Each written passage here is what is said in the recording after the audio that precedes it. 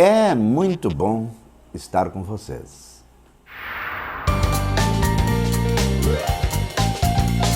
O que dirá Alencar de Farias?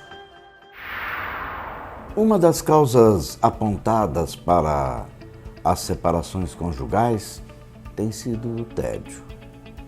Aos poucos, a relação que era cálida, doce, vai assumindo um caráter de mesmice, cansaço e rotina.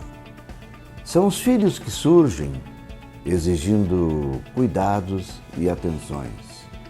É o trabalho profissional que, requisitado, dobrado no que tange a empenho, são também as tarefas domésticas, repetitivas e cansativas, e com tudo isso, cada cônjuge vai realizando o que lhe compete, qual se fosse um autônomo, um robô, nada que escape à rotina das horas e dos dias.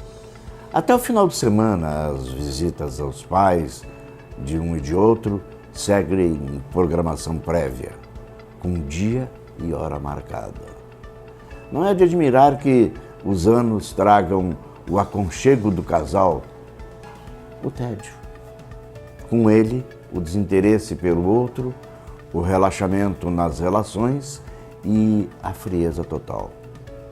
Observando, no entanto, essas relações conjugais duradouras que completam bodas de prata, de ouro, temos que convir que é possível manter acesa a chama do amor no transcorrer dos anos.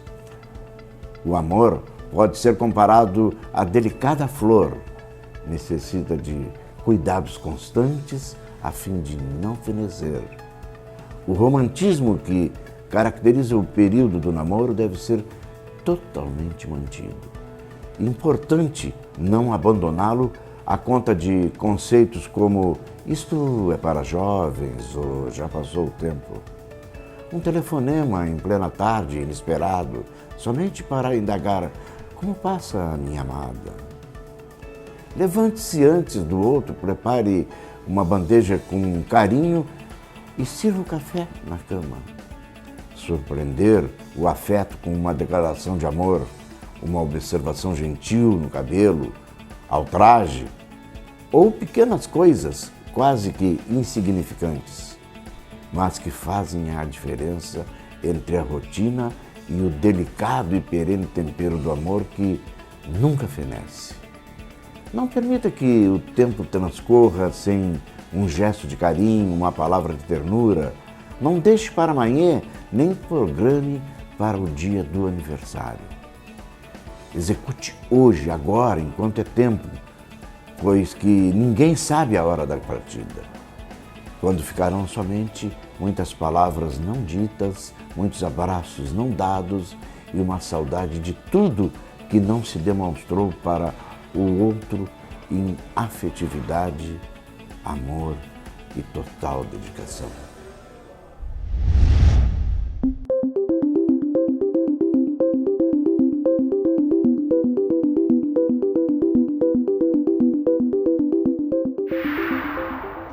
Osmar Barbosa, professor de música, homem de Pelotas, conhecidíssimo, tem também vários trabalhos filantrópicos prestados ao longo da sua história musical.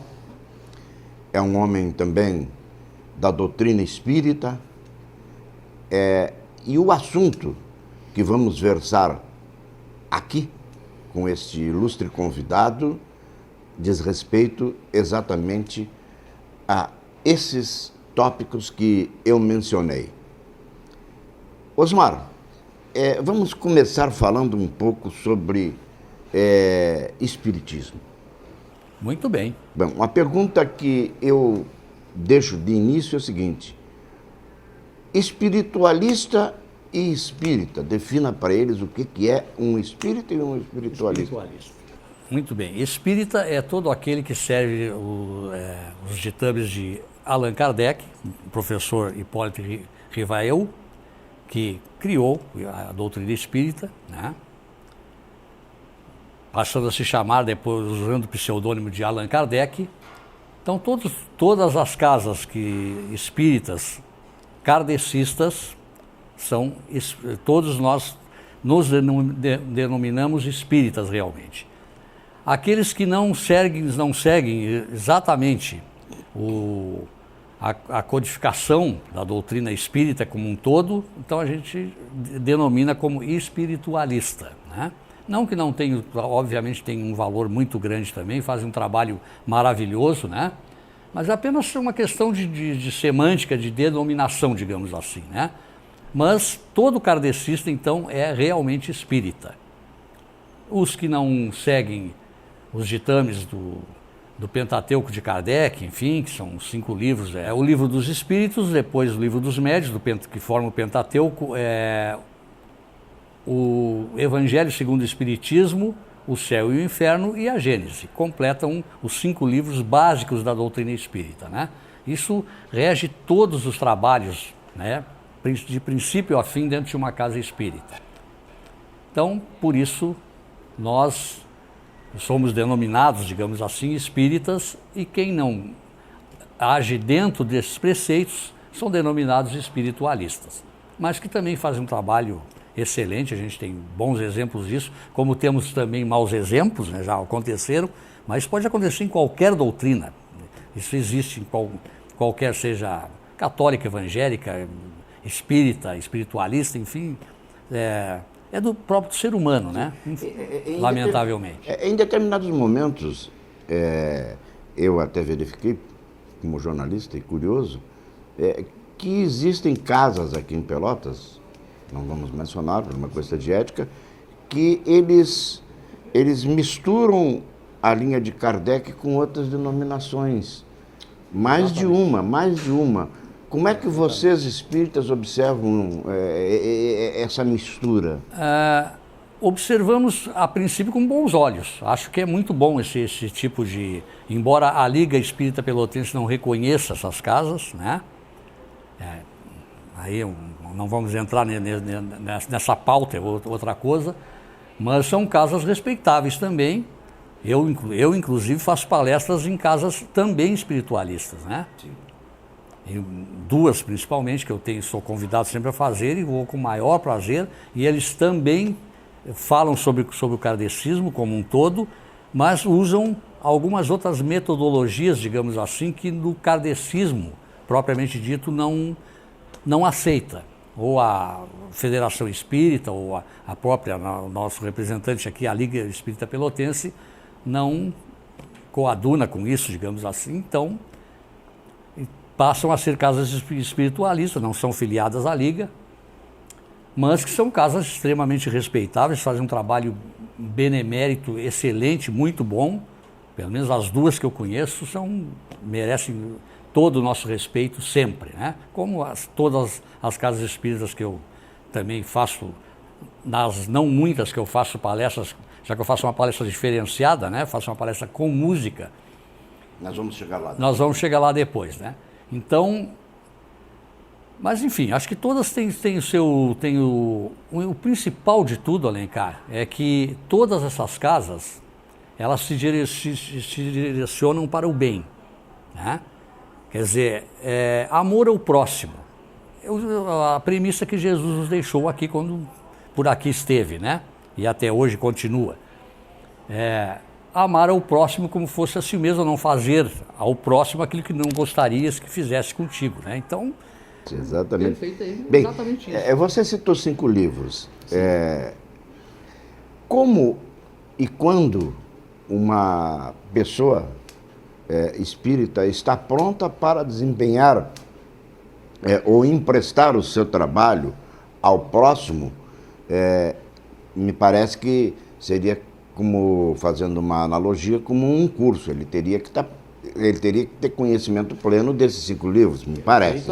Bom, e quem é que dá o veredito? Bom, essa pessoa já está realmente pronta, ela sai do que chama-se, talvez, preparação para realmente ativar em serviço do próximo. Porque essas casas espíritas de Allan Kardec, se sabe que elas prestam um transcendental serviço de espírito, de alma, de paz, de amor, enfim, ao próximo, trazendo muitas das vezes aquela desarmonia que existe dentro de um lar, que existe dentro de uma empresa, que existe dentro de um ambiente, e isso já é notório, isso aí até a própria ciência já provou, e, acima de tudo, né, sempre com Jesus na vanguarda.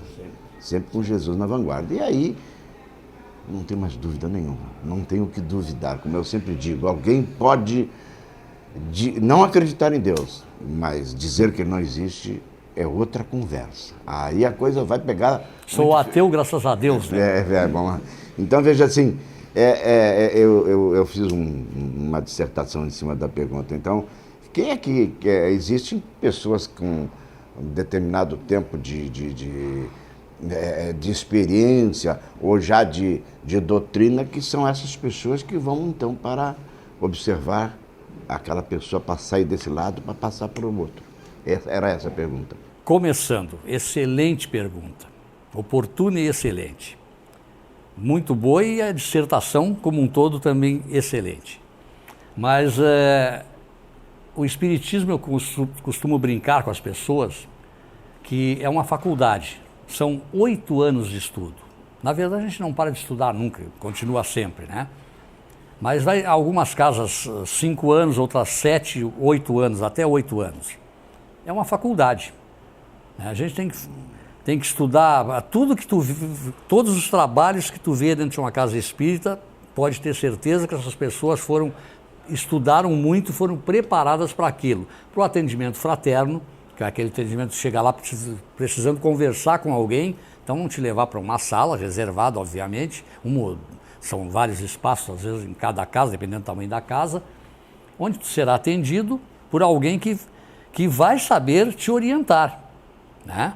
Não vai fazer milagre, porque às vezes muita gente nos procura as casas espíritas como um todo, ou centros espíritas, como a gente costuma dizer, achando que chegou lá e vão resolver os seus problemas. Não, o Espiritismo não resolve o problema de ninguém, pode orientar e a pessoa, então, vai resolver o seu problema, né? Mas são 8 anos de estudo, né? A gente sabe tudo, tem que ler, tem que estudar muito o livro dos Espíritos, principalmente o Evangelho segundo o Espiritismo, o livro dos Médiuns, que é o segundo livro do Pentateuco. Aí a pessoa vai ser preparada para desenvolver ou não a sua mediunidade, né? Já que todos, de uma forma geral, somos médiums.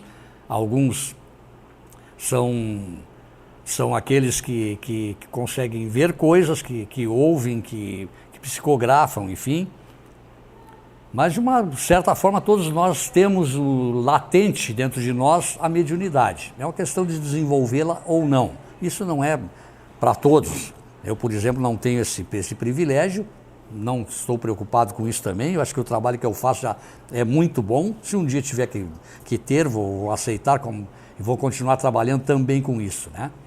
Mas a gente sabe que as pessoas que estão lá realmente estão preparadas para atender o seu próximo, em qualquer que seja a situação. Seja com orientação, seja na própria fluidoterapia do passe, que é aquela hora que a gente vai receber os bons fluidos das cúpulas espirituais de cada casa e da mediunidade como um todo, né? Da qual nós somos apenas o mediador de tudo isso. Quer dizer, vai passar por nós, mas o grande serviço dentro da sala de passes, que como a gente conhece, como todo mundo chama, sala de fluidoterapia, é o trabalho que eles fazem. Nós apenas estamos ali com a nossa presença física e magnetizando através de nós tudo que vem para passar para a pessoa que está à nossa frente, né? E desejando, em oração, muita oração, desejando sempre que as pessoas que nos procuram, que entrem numa casa espírita, saiam muito melhores do que quando entraram, né? E a gente tem visto com satisfação muitos bons exemplos disso aí, milhares de bons exemplos desses, né? Isso nos dá uma satisfação muito grande, né? Ver isso acontecer. E como eu disse, nós não fazemos milagre, casa espírita nenhuma faz. Então, há pessoas que saem de lá, pô, mas eu não me senti tão bem assim. Que legal, muito legal. Enfim, a gente faz o que pode.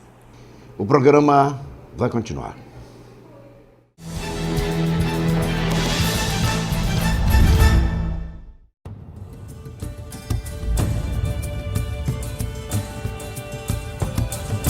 O autismo é parte deste mundo, não um mundo à parte.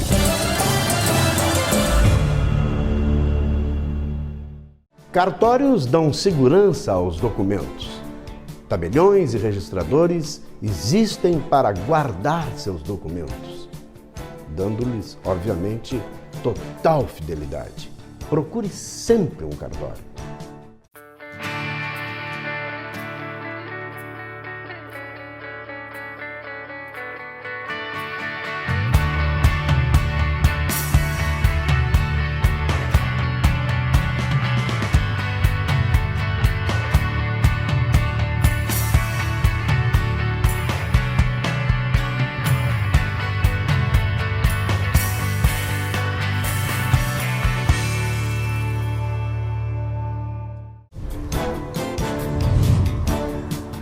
Valdoir, na verdade é que se compra a peça e os seus profissionais colocam, é isso? Sim, senhor, cara, é exatamente isso aí.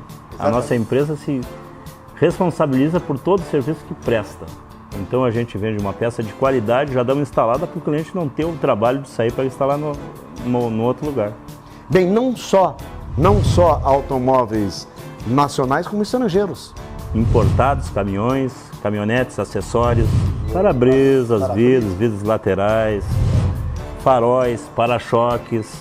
Quantos anos você está no mercado? Estamos há 20 anos no mercado. 20 anos. Foi difícil o início, mas hoje a gente colhe os frutos do bom trabalho. Uma marca consolidada. Com certeza. Nossa empresa está estabilizada em Pelotas, temos uma credibilidade muito grande com a nossa clientela, temos uma filial em Rio Grande e estamos esperando qualquer pessoa que queira vir fazer uma geral no carro, a gente deixa novo. Venha você também conhecer esta empresa. Está convidado.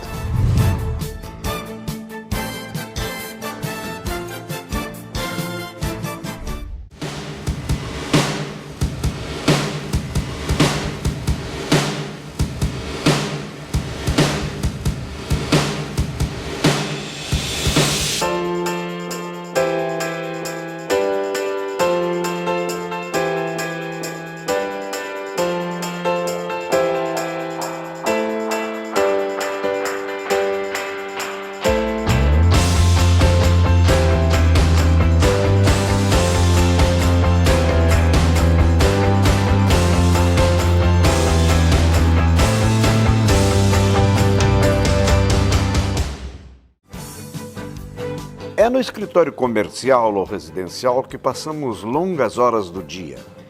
Por isso, planeje bem os móveis e detalhes. O alcance da Desmóvel está além dos móveis de escritório, divisórias e cortinas, que é uma tradição. Chegando na sua residência, nos móveis sob medida. Desmóvel, máquinas e móveis para escritório. 7 de setembro, 264, fone 3227-3035.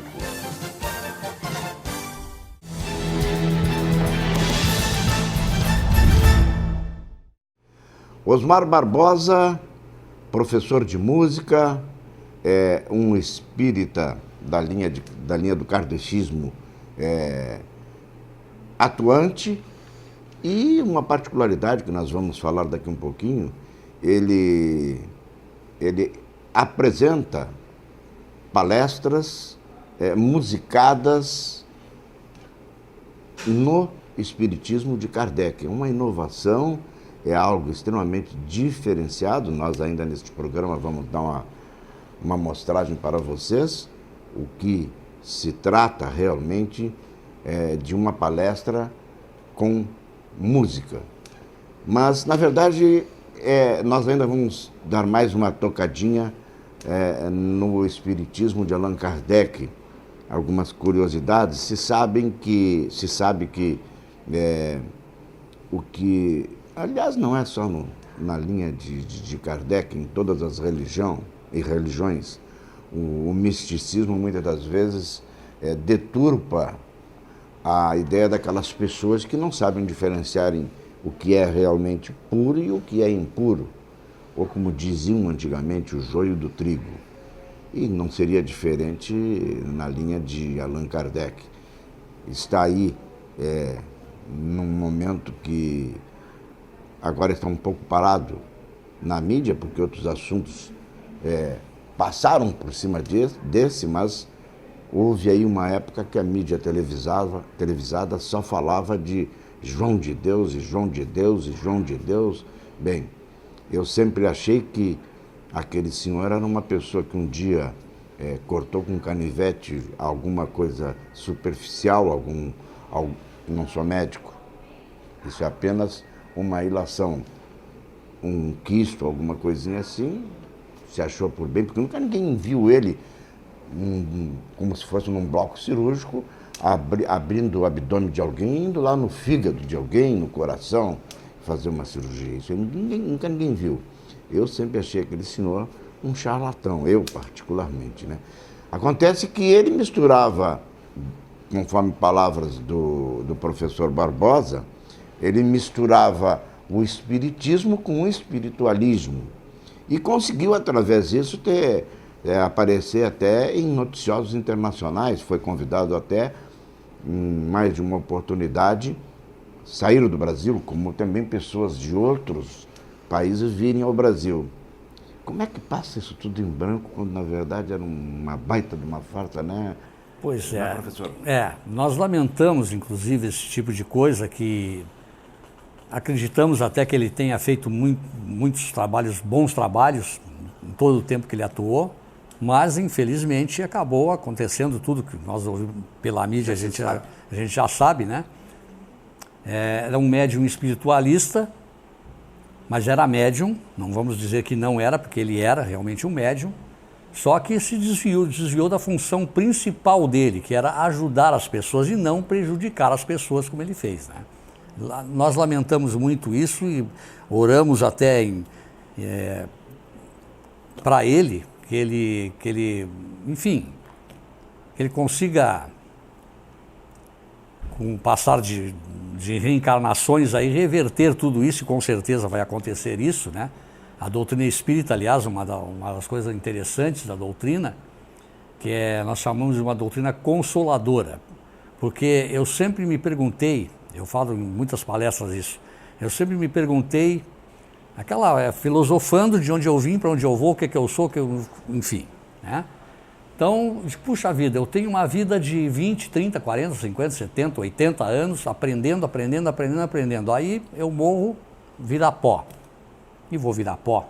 Esse corpo, eu mexo com as pessoas, esse corpinho lindo aqui vai virar pó, não há dúvida nenhuma. Mas a essência, eu sempre acreditei, não pode se perder, não seria justo, né? Então, aí veio a doutrina espírita nos consolar e nos dizer que nós, como espíritos, somos eternos. Quer dizer, nem eu, nem tu, nem ele, nem nenhum de nós irá morrer jamais como espíritos. Enquanto aqui, nesse veículo, nós somos alma, né? A alma é eterna, como todas as religiões dizem, só que as religiões não acreditam na reencarnação. E nós pregamos a reencarnação e sabemos, não só pregamos, como sabemos, temos certeza absoluta que ela realmente existe. Isso nos consola muito, porque todo esse conhecimento que a gente adquire aqui, seja estudando como advogado, jornalista, médico, enfim, os estudos da própria doutrina não vão ficar perdidos. Essa essência vai ser salva. Ela vai para um outro plano e vai retornar quando for necessário, quando for o momento de retornar, irá retornar. Obviamente há um véu do esquecimento em tudo isso, quando do retorno, porque a pessoa, imagina se a gente fosse lembrar tudo aquilo que aconteceu em outras vidas, né? De repente eu estou do lado de um inimigo aqui, né? Então, ainda bem que a gente não lembra de nada. E somos amigos por causa disso, senão... Sim, exatamente. Que bom, né? Então, é uma doutrina realmente consoladora, né?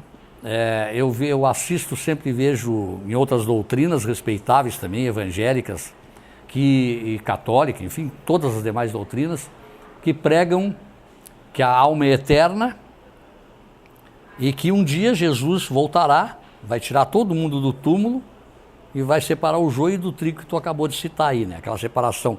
Então eu vi num debate, um programa evangélico que eu assisto, gosto muito de assistir, numa rede de TV evangélica, e eles põem um pastor, um mediador, que é o que faz as entrevistas, e o pastor do outro lado, e põe um tema e eles discutem sobre aquele tema. E eles debatem entre si. E nem sempre concordam com o outro, que é natural, isso é normal, não tem, né? Só que um dia eu vi um dos temas, esse era o Apocalipse. Aí disse que eles acabaram concordando mais ou menos com palavras diferentes, mas eles disseram o seguinte, que Jesus iria voltar, ia tirar todo mundo do túmulo e ia dizer, bom, esses da direita aqui são bons, vão eternamente para o paraíso. Esses aqui vão queimar no fogo eterno do inferno para sempre. Aí eu gostaria de ter podido perguntar para eles, onde fica a justiça divina nisso aí? Se Deus é bom, é justo e bom, não há lógica nisso aí, nesse tipo de coisa, né? Por quê? Eu sempre costumo comentar que um dia assistindo uma palestra de um grande amigo meu, um cara que eu admiro muito, e ele fazendo a palestra disse assim que Hitler seria um anjo. Eu olhei e disse, esse cara tá louco. Hitler vai ser um anjo, mas como? Aí terminou de vem cá, tu viu o que tu falou? Ouviu o que tu disse? Que Hitler vai ser um anjo? Ele perguntou para mim, tu não é espírita? Eu sou. Então, eu digo, tá, não precisa dizer mais nada. Claro, não sei quantas mil reencarnações vai precisar para ele virar um anjo, mas um dia ele vai virar. Todos nós vamos, né? Uma questão de ir e voltar, porque nós estamos numa escola. É um parâmetro que a gente faz, tu passa de ano e vai evoluindo, é uma questão evolutiva, eternamente evolutiva. Se tu não passar de ano, se não fizer tudo que tem que fazer aqui, tu não passou, tu vai voltar e vai repetir aquele ano. Agora, se tu fez tudo que tu tinha que fazer de bom para o teu próximo... Vai vir para recuperação. Para recuperação, exato. Então aí tu passa de ano, tu vai evoluir mais um pouco, vai evoluindo até um momento que tu não vai voltar mais para esse plano, para o nosso planetinha Terra, vamos colocar assim, né? Veja assim, muitas das vezes as famílias se questionam, e esse é um momento propício para uma pessoa balizada a responder, existem pessoas que vão a óbito muito jovens, muitas vezes até crianças, e existem pessoas que estão anos e anos e anos em cima de um leito e custam ir a óbito. Nesses dois exemplos, as pessoas, muitas das vezes, um filho comum ouvir-se dizer, preferia eu ir, até porque, pela lógica da vida, sempre um pai é que enterra sempre o filho é que enterra o pai, né? Os pais. O que dentro dessa linha de raciocínio, o que você poderia explanar a eles? Nós tratamos isso como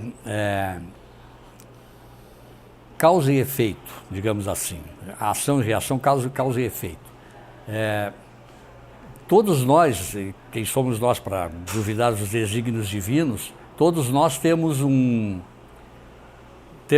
quando a gente vem para casa, a gente compulsoriamente vem, ou outras vezes a gente escolhe vir, para viver um determinado tempo e partir. Quer dizer, ninguém vai partir antes da hora, a não ser que queira fazer isso. Nós temos livre-arbítrio e, usando esse livre-arbítrio, nós podemos fazer nos matarmos, nos suicidarmos, né? Aí tu está contrariando aquilo ali. Não é uma boa ideia, não façam isso, né? Posso garantir que não é uma boa ideia. A psiquiatria diz, tenho amigos psiquiatras, que a pessoa, quando atenta contra a própria vida, ela na verdade está matando, é um bicho que incomoda ela diuturnamente. É um monstro que não deixa ela descansar. Então, ela atenta contra a vida, mas na verdade é o que diz a psiquiatria, porque tenho amigos psiquiatras. Só dentro da linha de raciocínio, desculpa interromper. Não, absolutamente. Realmente, isso é uma grande verdade que a psiquiatria diz também. Só que ele não sabe o mal que ele vai estar fazendo para ele. Ele acha que vai descansar. Porque normalmente as pessoas pensam assim: eu vou me matar e vou descansar. Engano. Não vão descansar. Muito pelo contrário. A gente vê muito, como tu citou aí, pessoas que às vezes estão sofrendo anos e anos e anos e não desencarnam, né? E outros que, de um momento para outro, jovens, partem. Chegou o momento deles partir, já cumpriram o que eles tinham que cumprir aqui, nesse momento, aqui no nosso planeta, digamos assim, na Terra, né? Então chegou aquele momento, eles vão partir, como todos nós vamos ter o nosso momento, um dia, né? Eu não tenho pressa nenhuma, vamos deixar claro isso aí, mas um dia vai acontecer comigo, vai acontecer contigo. Eu estou aqui porque Jesus Cristo quer que eu esteja aqui. Exatamente, Deus, né? E Jesus, perfeitamente, é o que eu estou dizendo, mas eu não estou com pressa. Às vezes a pessoa diz, porque... Não tenho pressa. Nós estávamos no diapasão, para concluir, da pessoa que morre precocemente. Diapasão é bom, é música. Que diz a respeito à morte de um jovem, de uma criança. Precoce. Ou de um idoso que agoniza num leito. Na nossa visão... Você dizia que isso aí é o tempo. É a ficha. Exatamente. Na nossa visão física, é uma coisa que a gente não consegue entender. Agora, na visão espírita, quer dizer que a gente sabe que vem de reencarnação em reencarnação, de repente ela vem cumprir uma parte que ela não conseguiu cumprir em outra vida, veio cumprir naquele momento ali. Às vezes dura horas, meses, anos, alguns poucos anos, e nos deixa, parte. E completar a ficha. Mais ou menos. E a gente, eu gosto muito de pregar isso, nós espíritas ouvimos muito uma coisa, quando morre alguém. Mas vocês espíritas não... Morreu, não morreu, vocês não dão bola para isso? Não, absolutamente. Nós sentimos tanto quanto qualquer pessoa, que a presença física é muito importante. Perder um amigo, eu sinto muito, parente, seja, enfim, né? A gente vai sentir da mesma forma com qualquer pessoa, só que a gente entende melhor isso aí e sabe os caminhos, como se diz, né? Do que vai acontecer. Tá bem. Então... É por aí. É por aí. O programa vai continuar.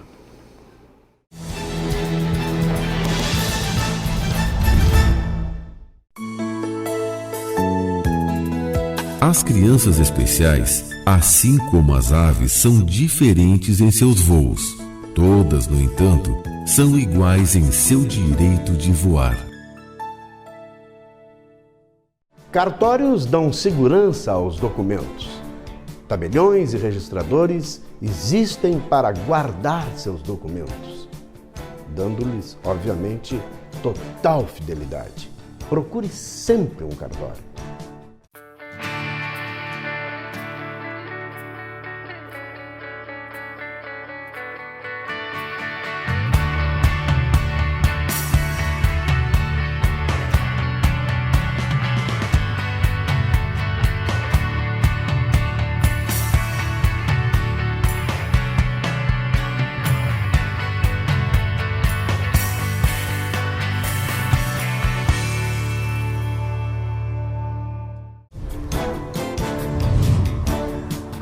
Valdoir, na verdade é que se compra a peça e os seus profissionais colocam, é isso? Sim, senhor, é exatamente isso aí. A nossa empresa se responsabiliza por todo o serviço que presta. Então a gente vende uma peça de qualidade, já damos instalada para o cliente não ter o trabalho de sair para instalar no outro lugar. Bem, não só automóveis nacionais como estrangeiros. Importados, caminhões, caminhonetes, acessórios, para-brisas, vidros laterais, faróis, para-choques. Quantos anos você está no mercado? Estamos há 20 anos no mercado. 20 anos. Foi difícil o início, mas hoje a gente colhe os frutos do bom trabalho. Uma marca consolidada. Com certeza. Nossa empresa está estabilizada em Pelotas, temos uma credibilidade muito grande com a nossa clientela, temos uma filial em Rio Grande e estamos esperando qualquer pessoa que queira vir fazer uma geral no carro, a gente deixa novo. Venha você também conhecer esta empresa. Está convidado.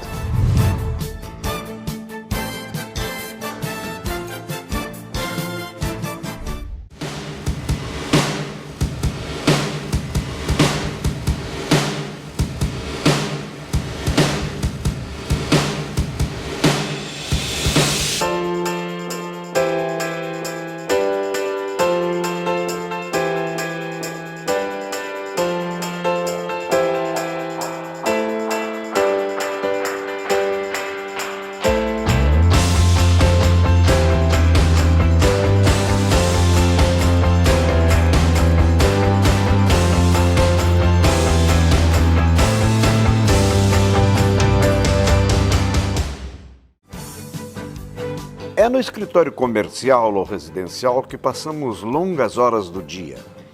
Por isso, planeje bem os móveis e detalhes. O alcance da Desmóvel está além dos móveis de escritório, divisórias e cortinas, que é uma tradição. Chegando na sua residência, nos móveis sob medida. Desmóvel Máquinas e Móveis para Escritório. 7 de setembro, 264, fone 3227-3035.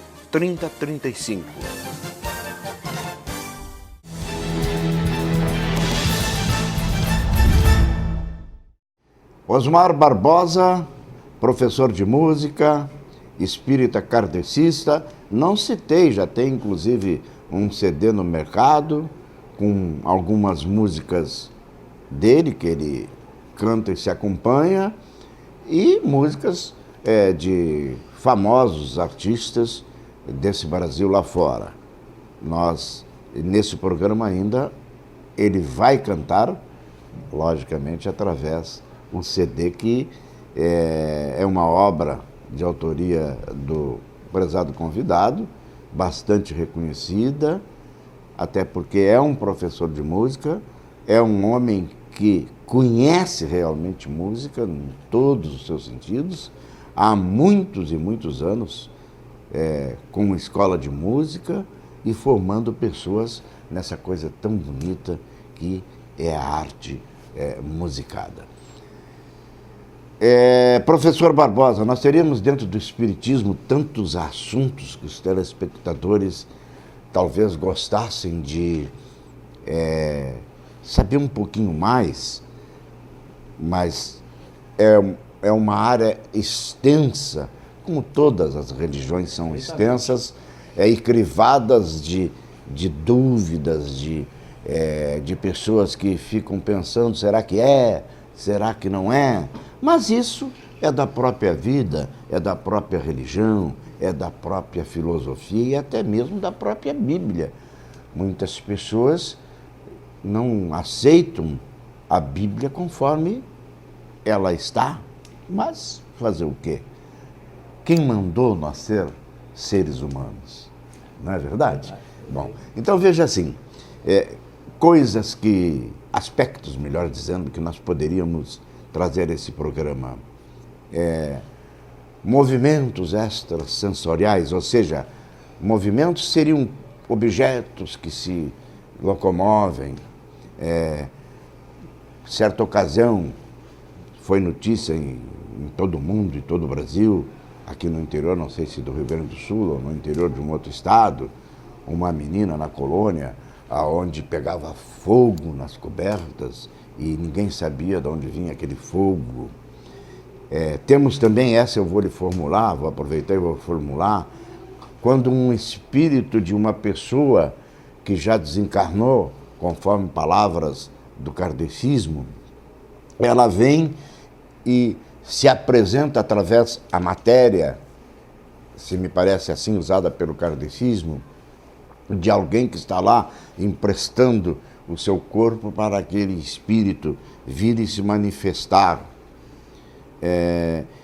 Quando, então vai esta pergunta, esta última mencionada, quando um médium está realmente, ou isso não diz respeito à formação, o tempo de atuação como espírita para que esse fenômeno, ou esse mistério, ou esta espetacular aparição de alguém já desencarnado através do corpo de uma pessoa se manifesta em qualquer médium, ou um médium mais vivenciado, mais formado? Não, digamos que a mediunidade, por exemplo, isso que tu acabou de citar aí, acontece.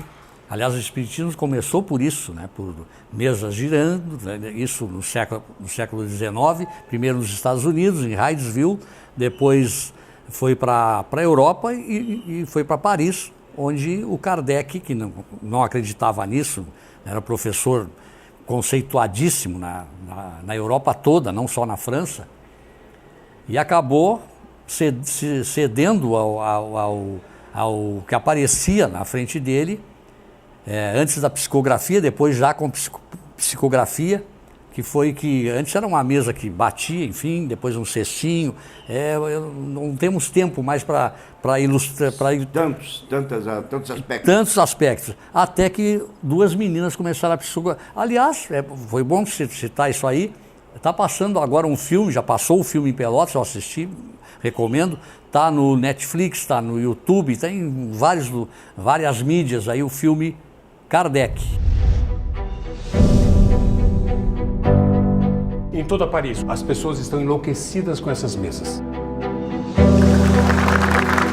Desespero nesse mundo sombrio. Só isso poderia explicar a crença em almas de outros mundos. Vamos acabar com essa farsa.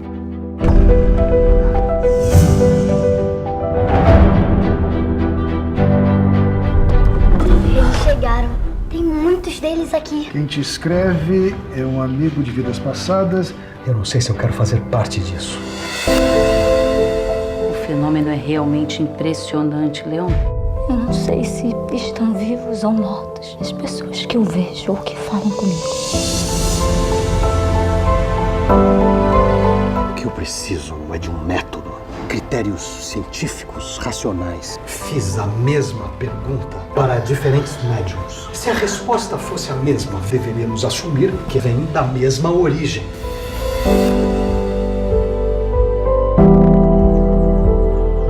Estamos diante de uma nova e definitiva revolução. O Livro dos Espíritos. Um brinde.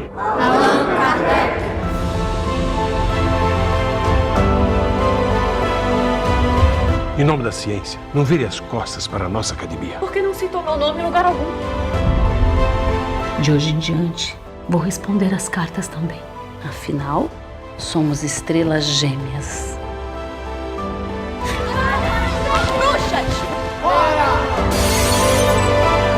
Talvez tudo isso seja fruto da minha vaidade. Esse não é o homem com quem me casei. A fé inabalável é aquela capaz de enfrentar sem temor a razão. Essa é a mais pura verdade. A vida de Kardec, professor Rivail, né? Em francês seria Hippolyte Léon Denisard Rivail. Depois adotou o pseudônimo justamente porque ele era muito conhecido. Se ele usasse o nome dele, todo mundo compraria o livro por causa do nome dele. Então ele usou um pseudônimo para vender o Livro dos Espíritos, a princípio, o primeiro livro, Livro dos Espíritos, de onde saiu todo o resto. Mas, respondendo mais minuciosamente... Você mencionou que Kardec, lá no início, tudo isso aconteceu com outros, a ciência diz que são aspectos extrasensoriais, enfim. Exatamente, e que não, inclusive, respondendo já até aí, eram meninas que não tinham estudado nada. Foram fenômenos que espíritos que usaram o corpo delas para transmitir tudo que a gente sabe hoje sobre o espiritismo. Então, isso que tu citou acontece muito, de pessoas que não são nem espíritas, às vezes, realmente receberam uma manifestação espiritual e transmitir isso, né? Obviamente, por que é importante o estudo? Através de chamados fenômenos. Mas qual a importância do estudo quando a pessoa é médium e tem esse, como é que se diz, como é que eu colocaria, tem essa sensibilidade. Dissesse tudo, a sensibilidade, a capacidade de ser médium. Por que é importante ele estudar? Para ele poder dominar esse fenômeno, para ele poder usar ele de uma forma melhor possível. Porque a gente recebe muitas presenças de espíritos pedindo ajuda. Esse é, aliás, um dos maiores trabalhos das casas espíritas que o público não vê, que são as sessões mediúnicas que acontecem, onde os espíritos, em sua maioria, vêm pedir ajuda. Existem outros que a gente chama de brincalhões, que vêm fazer piadas às vezes, né? Aí o médium tem que ter estudo suficiente para poder controlar isso. Fulano, não, para aí, não é por aí. Então, a gente recebe inúmeros. Eu participei em 1 ano e meio de mesa mediúnica e vi isso acontecer todas as semanas. E acontece todos os dias. Ilustrando, não perca essa linha de raciocínio, Segundo me parece, as mesas mediúnicas são aqueles que estão lá numa outra sala, ou lá em cima, num andar superior, ou numa outra sala, estão reunidos até mesmo antes de começar a sessão. Não, às vezes até depois, é muito relativo. Essa sessão que a gente costuma dizer, a palestra, às vezes, no momento da palestra, né? No momento da palestra, às vezes já tem médiums trabalhando, né? Ou às vezes em dia que nem tem palestra, isso é muito recado. Eles não vão lá para o passe, né? Ou vão? Não. Quando estão na sala mediúnica, digamos assim, não vão. Bom, então parece que você respondeu. Isso realmente são aspectos que acontecem na linha de Allan Kardec e que são tidos extremamente como normais, né? É lógico que já se viu, eu já assisti numa plateia onde uma plateia com 200 pessoas, e estava lá um médium, ele fez uma psicografia de um espírito que se manifestou e ele ia escrevendo, de repente aquilo coincidiu com uma pessoa que estava lá no meio, que nem sabia daquilo. Quer dizer... Eu poderia até contar que o tempo nosso é exíguo, não temos, senão eu contaria uma história de um grande amigo nosso, acredito, que já nos deixou, né, há pouco tempo atrás, que, eu vou citar o nome dele, o Gildo Oliveira, né? Ele foi a São Paulo fazer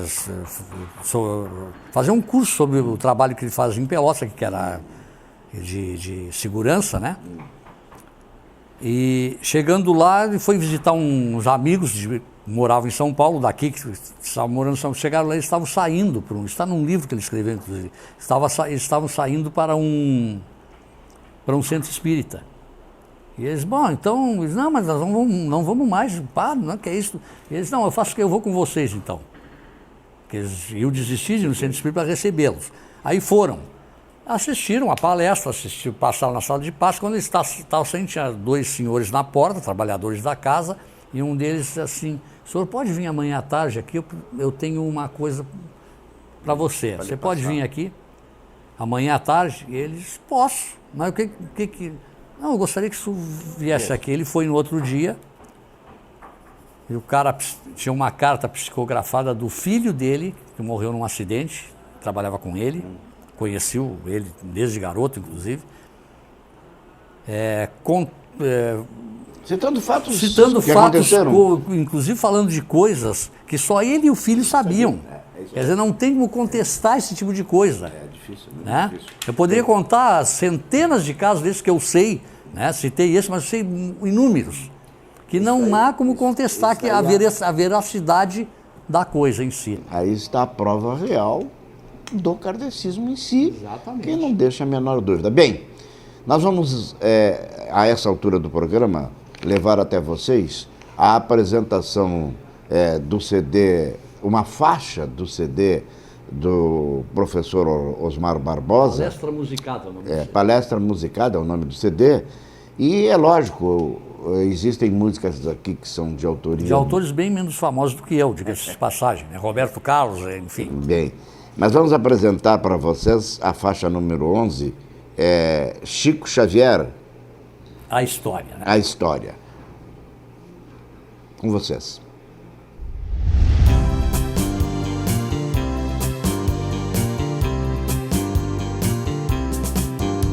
Em Pedro Leopoldo ele nasceu, e menininho ainda sua mãe perdeu. Foi morar com sua madrinha, em mãos de quem muito sofreu. Sua mãe lhe aparecia e pedia que ele perdoasse, e assim ele fez, até que seu pai o buscasse. Foi morar com sua boa madrasta, que com carinho acolheu. Não durou muito em sua vida, pois ela também morreu. Este rapaz se tornou homem, e Emanuel o procurou, e com muita disciplina, centenas de livros ele psicografou.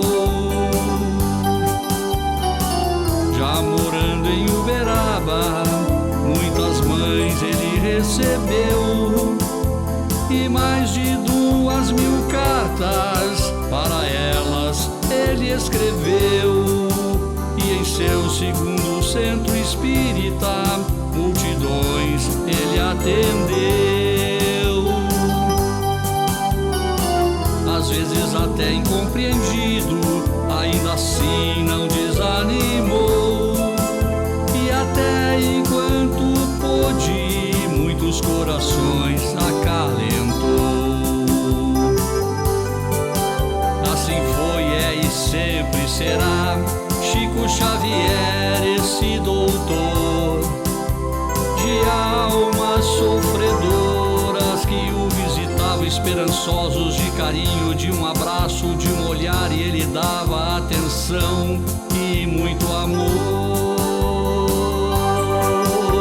Francisco Cândido Xavier, por Chico era aclamado, um ícone do espiritismo que nos deixou um enorme legado.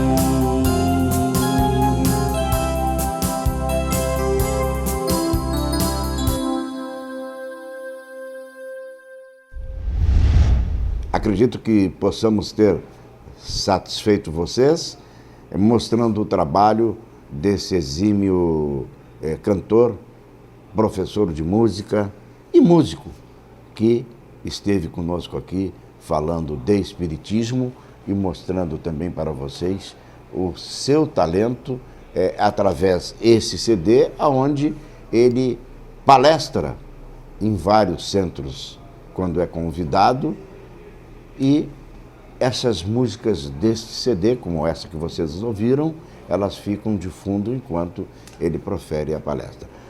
Professor Barbosa, eu agradeço a sua presença, você, como sempre, muito cortês conosco, trouxe esclarecimentos importantes para os nossos telespectadores. Esse programa tem esse objetivo e, quiçá, como o assunto é bastante extenso, a gente em outra oportunidade volte. Muito obrigado pela sua presença. Prazer enorme para mim. Muito obrigado pelo convite e, por que não, podemos continuar com esse assunto, né? Tem muita água para rolar ainda sobre isso. Muito bem, muito obrigado nós. Eu que agradeço, obrigado eu. Quem de mim se alimenta, de mim viverá. Jesus.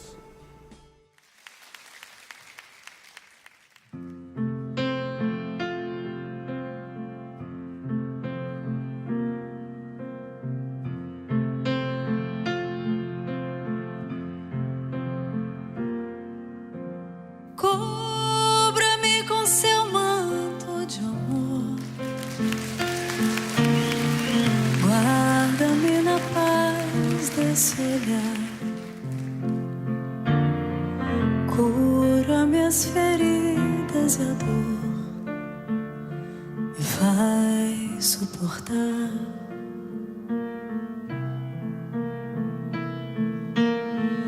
Que as pedras do meu caminho meus pés suportem pisar, mesmo feridos de espinhos, me ajude a passar.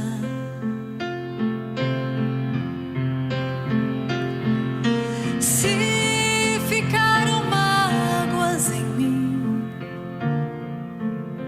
Mãe, tira do meu coração. E aqueles que eu fiz sofrer, peço perdão.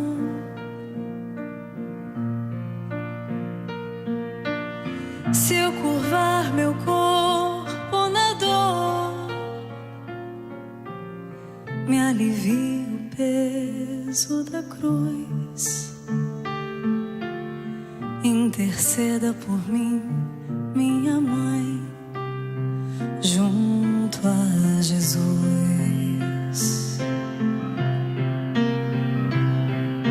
Nossa Senhora, me dê a mão, cuida do meu coração, da minha vida, no meu destino.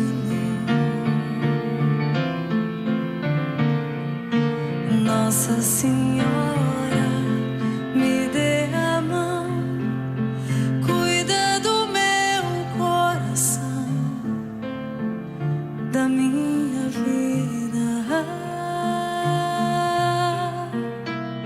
do meu destino, do meu caminho. Cuida de mim.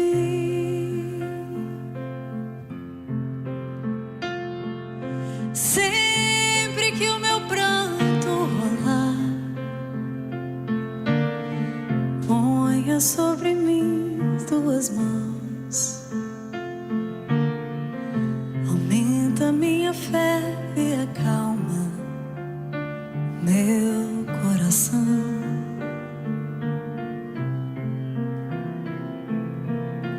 Grande a procissão a pedir a misericórdia, o perdão, a cura do corpo e da alma, a salvação.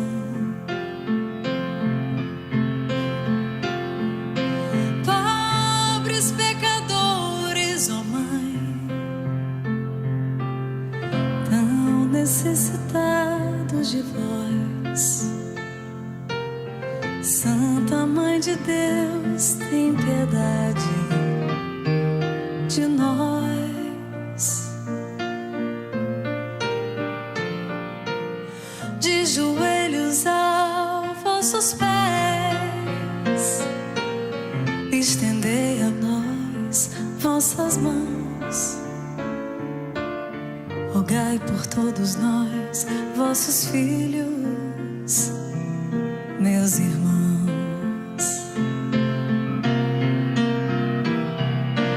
Nossa Senhora, me dê a mão, cuida do meu coração, da minha vida, do meu destino. Nossa Senhora, me dê a mão, cuida do meu coração, da minha vida, do meu destino, do meu caminho.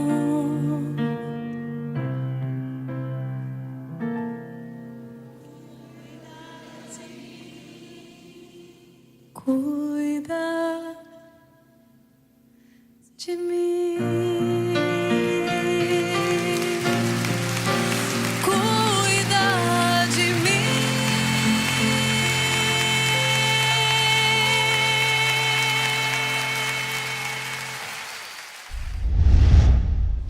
E o programa terminou. Estaremos com vocês na próxima semana. Até lá.